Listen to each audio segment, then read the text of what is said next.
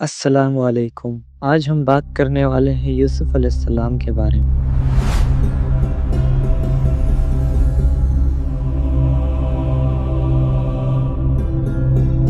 یوسف علیہ السلام اپنے والد یعقوب علیہ السلام کے سب سے لاڈلے بیٹے تھے۔ ان کے 11 بھائی تھے، جس میں سے بنیامین ان کے سگے بھائی تھے، باقی سب سوتیلے بھائی تھے۔ ایک دن یوسف علیہ السلام نے خاص خواب دیکھا۔ انہوں نے دیکھا کہ 11 ستارے، سورج اور چاند ان کو سجدہ کر رہے ہیں۔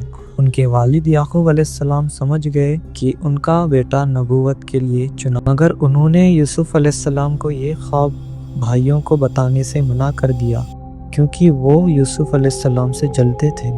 وقت کے ساتھ بھائیوں کا حسد بڑھتا گیا۔ انہوں نے یوسف علیہ السلام کو ختم کرنے کا سوچا اور انہیں ایک کنویں میں پھینک دیا۔ وہ گھر واپس آ گئے اور جھوٹ بولا۔ انہوں نے ایک بھیڑ کے خون سے رنگا ہوا یوسف کا کرتا دکھایا اور کہا کہ ایک بھیڑیے نے یوسف علیہ السلام کو کھا لیا۔ یعقوب علیہ السلام کو ان کی بات پر شک ہوا، پر انہوں نے صبر رکھا اور اللہ پر بھروسہ کیا۔ کنویں میں یوسف علیہ السلام نے اللہ سے دعا کی کہ کچھ دیر بعد ایجپٹ یعنی مصر جاتا ہوا ایک قافلہ وہاں رکا، اور پانی نکالنے والے نے جب بالٹی اوپر کھینچی تو وہ یوسف علیہ السلام کو دیکھ کر حیران ہو گیا۔ قافلہ والوں نے یوسف علیہ السلام کو باندھ لیا اور ایجپٹ لے گئے۔ وہاں ان کی بولی لگی اور وہ ایجپٹ کے بادشاہ العزیز حکمران کو بیچ دیا گیا۔ العزیز نے اپنی بیوی سے کہا کہ یوسف کی اچھے سے دیکھ بھال کرے۔ یوسف علیہ السلام بڑے ہو کر اور زیادہ خوبصورت ہو گئے۔ اس کی بیوی زلیخا ان پر فدا ہو گئی۔ ایک دن اس نے دروازہ بند کیا اور یوسف علیہ السلام کو اپنی طرف بلایا۔ یوسف علیہ السلام اللہ سے ڈرتے تھے، اس لیے وہ بھاگنے لگے۔ زلیخا نے پیچھے سے ان کا کرتا پکڑا، جس سے وہ پھٹ گیا۔ جب العزیز وہاں آ گئے، زلیخا نے جھوٹ بولا اور یوسف علیہ السلام کو قید کی سزا دینے کو کہا۔ یوسف علیہ السلام نے صفائی دی، یہ تو مجھے بہکا رہی تھی۔ جب کرتا تو یوسف علیہ السلام کی بے گناہی ثابت ہو گئی، مگر شہر کی دوسری عورت زلیخا کا مذاق اڑائی جا رہی تھی۔ زلیخا نے انہیں ایک دعوت پر بلایا اور ان کے ہاتھ میں پھل تھما دیا، اور جب یوسف علیہ السلام وہاں آئے تو وہ عورتیں ان کی خوبصورتی دیکھ کر اتنی دیوانی ہو گئی تھی کہ وہاں پھل کاٹنے کے بجائے اپنی ہاتھ کی انگلیاں ہی کاٹ لی۔ بعد میں زلیخا نے اپنے شوہر کو منایا کہ ان کی عزت بچانے کے لیے یوسف علیہ السلام کو قید کر دیا جائے۔ حالانکہ العزیز جانتے تھے کہ یوسف علیہ السلام بے گناہ ہیں، پھر بھی وہ مان گئے، اور اس طرح یوسف علیہ السلام جیل میں ان کی تعبیر کا پتہ چلتا تھا۔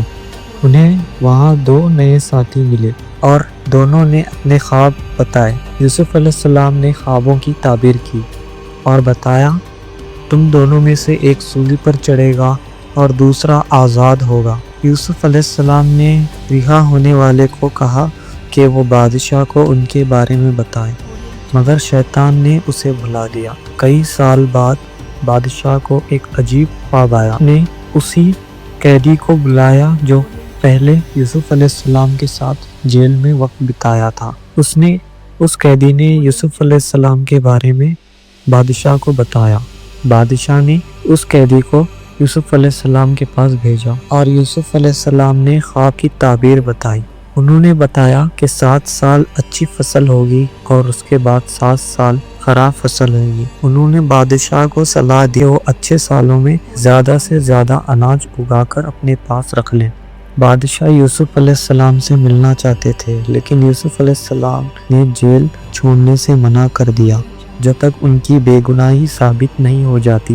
بادشاہ نے وہ سبھی عورتوں کو بلایا جو وہاں پر موجود تھے۔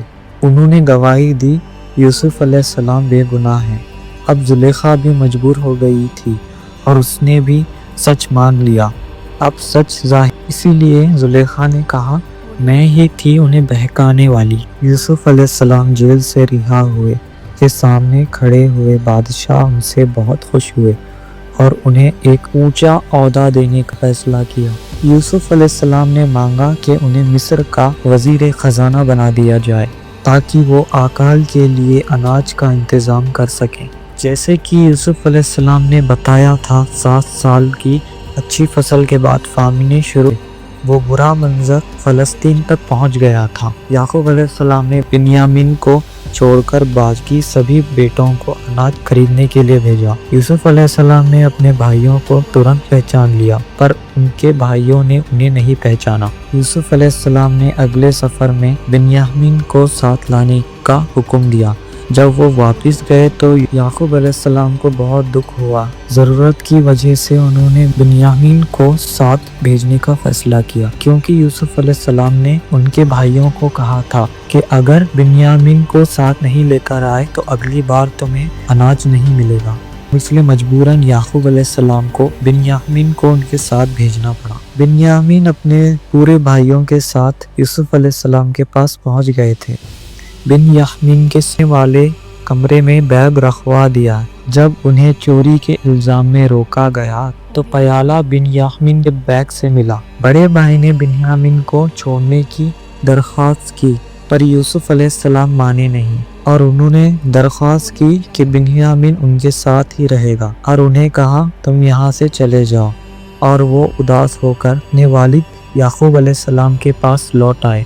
याकूब अलैहिस्सलाम ने जब बिन्यामीन के पकड़े जाने की खबर सुनी तो में बहुत दुखी हुए, क्योंकि उन्हें पहले ही एक बेटे को खोने का गम था। यूसुफ अलैहिस्सलाम के गम में याकूब अलैहिस्सलाम 40 साल तक रोए। अब ने बिन्यामीन की पकड़े जाने का गम बर्दाश्त नहीं हो रहा था और रो रोकर उनका बुरा हाल हो गया था। वो दूसरे बेटे का जुदा होना बर्दाश्त नहीं कर पाए। रो रोकर उनके आंखों की रोशनी चली गई। फिर भी उन्होंने कहा मैं अपनी तकलीफ और गम सिर्फ अल्लाह से बयान करता हूँ और मैं अल्लाह की तरफ से वो जानता हूँ जो तुम नहीं जानते। उन्होंने अपने बेटों को यूसुफ और उनके भाई बिन्यामीन को ढूंढने का हुक्म दिया। भाई फिर से मिस्र आए। इस बार यूसुफ अलैहिस्सलाम ने उनसे उनकी जुबान में बात की और पूछा क्या तुम्हें पता है तुमने यूसुफ और उनके भाई के साथ क्या किया था। अब वो सारे भाई समझने लगे कि वही उनका भाई यूसुफ है और वो डरने लगे, कांपने लगे। यूसुफ अलैहिस्सलाम ने उन्हें माफ कर दिया। आज तुम पर कोई इल्जाम नहीं, अल्लाह तुम्हें माफ करेगा